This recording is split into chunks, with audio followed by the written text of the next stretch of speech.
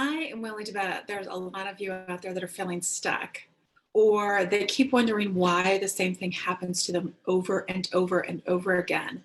And they're feeling a little bit like they're the victim of life. My name is Heather Morrison with Bold Beyond Belief, and I'm willing to bet that 95% of you will not take personal responsibility in 2021 for your own actions and for the consequences that they have in your life. Let me give you an example. So I remember when I was going through a lot of struggle with boyfriends, and I was choosing the worst guys over and over and over again. And I kept thinking, it's not my fault that they're jerks. But I started to realize that maybe I played a little bit of part in keeping these guys around, right? Attracting them, first of all, and then keeping them around. So I really had to look internally and wonder what I was doing wrong to continue to allow this behavior in my life. So when we are the victim of something in our life, it is usually because we have not taken time to figure out the role that we play.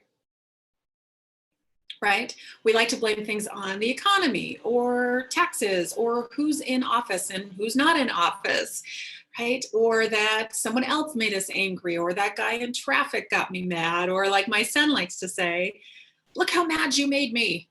And I like to remind him, no, I did something. You chose the reaction.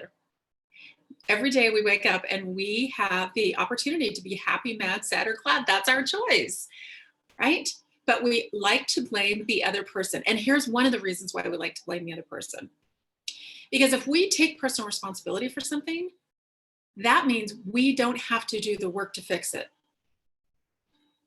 Truth. That's a truth bomb, you guys. If I sit in my life and say, well, these guys are just jerks and feel bad for me because, they're so mean to me and they keep taking. Well, the other side of that is I keep giving. And people are only able to take as much as you're willing to give. I'm going to say that again. People are only willing and able to take as much as you're willing to give. Unless they physically assault you, there's no way they can take any more than you are willing to give away. So if you take personal responsibility, that means you have to go to work to correct that behavior. And I know that's not what you want to hear, which is why 95% of people don't want to hear that. They don't want to assume personal responsibility in their circumstances and where they are in life. Now, I know that you're going to say, well, I grew up in this kind of household, or I grew up in that kind of household. Here's the situation. Everybody grew up in a household. Everybody has a victim story. Whether that's, I grew up in a family that was incredibly poor, right? And so I have that mentality that I'll never earn money, that I'm not worthy of money. Okay. That's a story you're staying stuck in. Is that a belief or is that a fact? Okay. The fact is that you grew up in a poor family.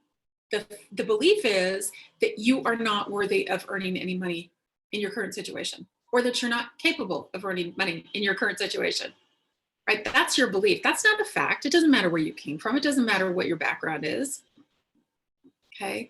Or that you were born into a family that was so wealthy that your mom and dad never came to any of your school plays. The nanny and the butler took you and the chauffeur picked you up, right? And trust me, I've heard that story before. So those people are so wealthy that they don't like what wealth represents. Okay, because it represents greed and it represents distance from their parents. And so they don't believe that they're worthy of getting any money. They don't want any money in their life because look what it represented in their household. Okay. Or like the story I shared the other day with Darren Hardy, that, well, this gentleman grew up in an alcoholic family with an alcoholic dad. So how else could he turn out but to be an alcoholic? Whereas his brother said, I'm not an alcoholic. How else could I have turned out but to not be an alcoholic? I was witness to that. I didn't want to repeat it. So my point in saying that is that you have 150% control over what happens to you now. You may have come from a horrible background. You may have come from a poor background or a rich background, right?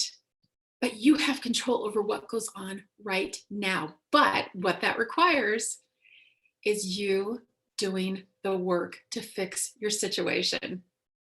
Personal responsibility will change your life, I promise.